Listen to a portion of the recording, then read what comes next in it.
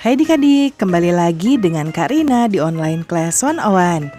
Kali ini kita akan belajar bahasa Inggris untuk kelas 6 dari buku Kurikulum Merdeka, My Next Words. Kita akan membahas Unit 2, We Went to a Museum Last Week, di bagian Let's Arrange the Words, di halaman 23 sampai dengan 24. Yuk di-subscribe dulu, klik loncengnya, like dan share juga ya. Dan boleh juga di-subscribe channel Kak Rina yang lain untuk belajar bahasa Inggris di Learning Language Academy dan follow IG-nya juga di @onlineclass101.id. Gimana kabar kalian hari ini adik-adik? Semoga semuanya dalam keadaan sehat ya. Yuk kita bahas Let's Arrange the Words. Ya, jadi let's arrange, ayo kita menyusun kata. Nah, jadi nanti akan ada kata acak ya seperti ini. Nanti kita diminta untuk menyusun kata dengan susunan yang benar ya. Nah, ini nomor 1 untuk contoh. Aisyah and Cici, lalu ada in, last week, were, the playground. Nah, biasanya kalimat dalam bahasa Inggris itu formulanya ya, itu kalau di bahasa Indonesia kan SPOK, mungkin adik-adik pernah belajar ya. Subjek, predikat, objek, K-nya itu K-nya itu apa ya adik-adik ya? Kita coba cari ya di sini ya. SPOK bahasa Indonesia.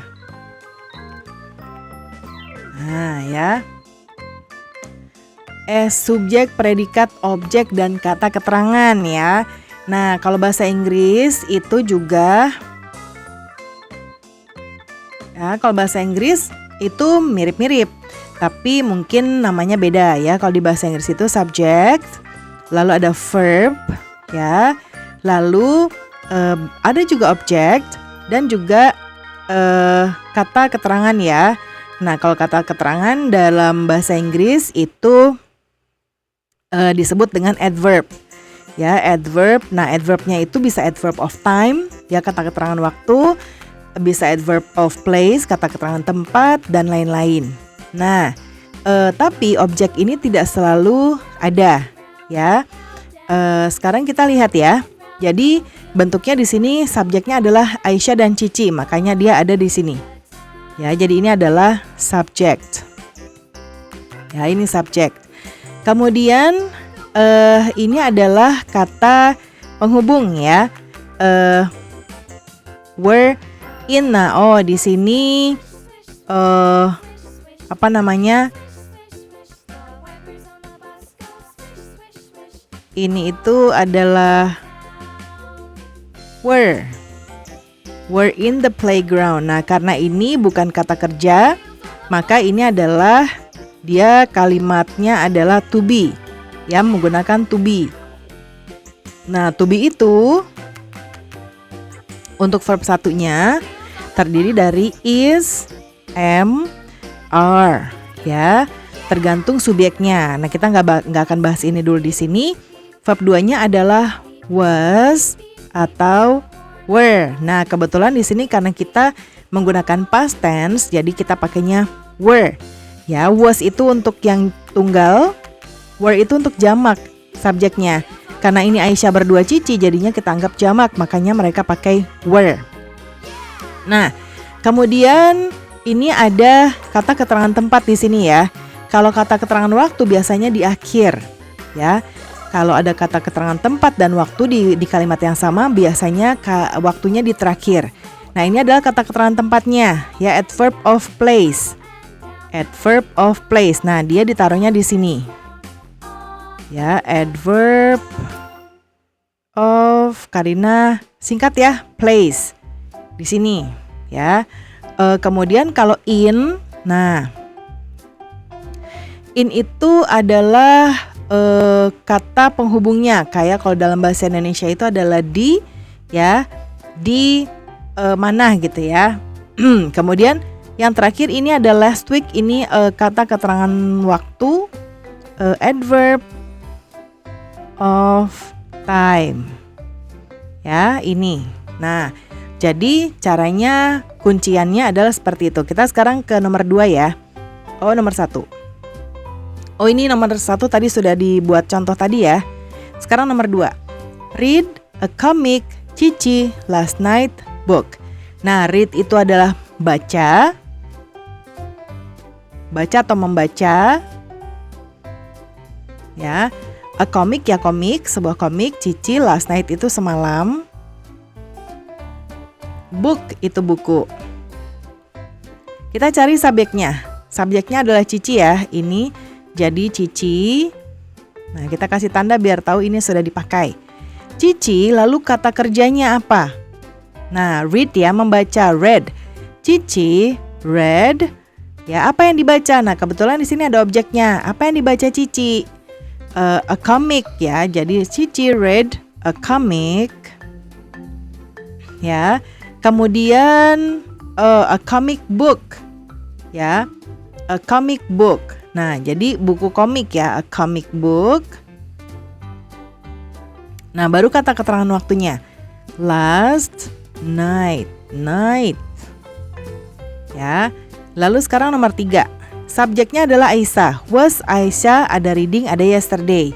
Was itu yang sama seperti yang Karina jelaskan ya. Yang ini karena Aisyah itu tunggal, satu orang, jadi kita pakainya was.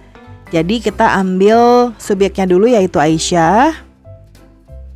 Ya. Lalu reading. Ya, reading ada yesterday. Nah, ini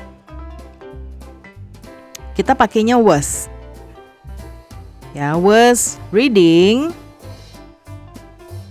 yesterday. Ya, ini kita menggunakan past continuous tense. Past continuous, nggak muat, continuous. Ya, Karina singkat aja continuous tense. Ya, jadi menerangkan sesuatu yang terjadi di masa lampau, di mana ketika kita menceritakan dia sedang melakukan sesuatu dan itu belum selesai. Ya, makanya namanya past continuous tense. Aisyah was reading yesterday. Ya, formulanya atau rumusnya adalah subject, was atau were, tambah verbnya pakai ing. Kalau tadi kan di pembelajaran bab 2 ini atau unit 2 ini kita udah belajar verb 2. Ya. Nah, kalau sekarang past tense itu subject plus verb 2.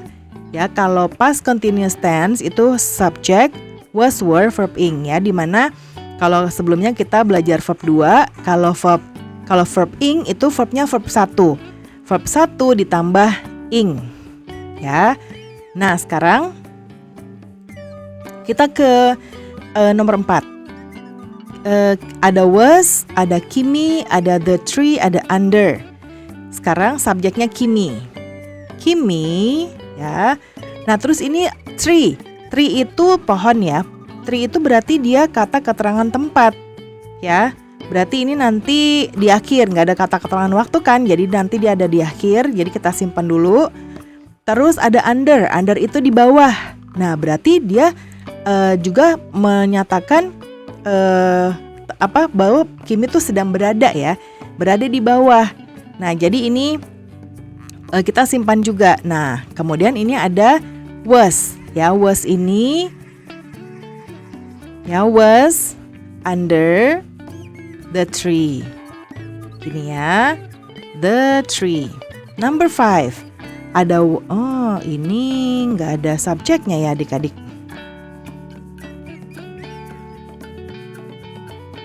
Was clean the playground. Ini apa ya? Kayaknya soalnya ada yang kurang ya adik-adik. Gini aja nanti kita oke. Tidak ada jadi ini subjeknya adalah the playground. Ya. Tadi Karina pikir siapa ya, si A membersihkan playground, taman bermain, tapi ternyata ini sebuah pernyataan di mana playground ya, tempat bermain atau taman bermain, tempat bermain. Ya, kok Karina bahasa Indonesia yang ditulis di sini? The playground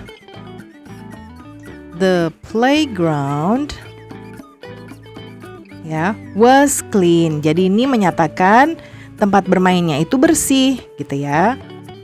Ya, tempat bermainnya itu bersih. Oke, pembelajaran kita sudah selesai ya adik-adik. Semoga pembelajaran kita kali ini bisa bermanfaat. Jangan lupa di-subscribe, klik loncengnya, like dan share juga. Dan boleh juga di-subscribe channel Karina yang lain untuk belajar bahasa Inggris di Learning Language Academy dan follow IG-nya juga di @onlineclass101.id. Terima kasih sudah menonton sampai akhir. Mohon dimaafkan apabila ada kesalahan dalam perkataan maupun dalam materi yang diberikan. Sampai jumpa di pembelajaran berikutnya.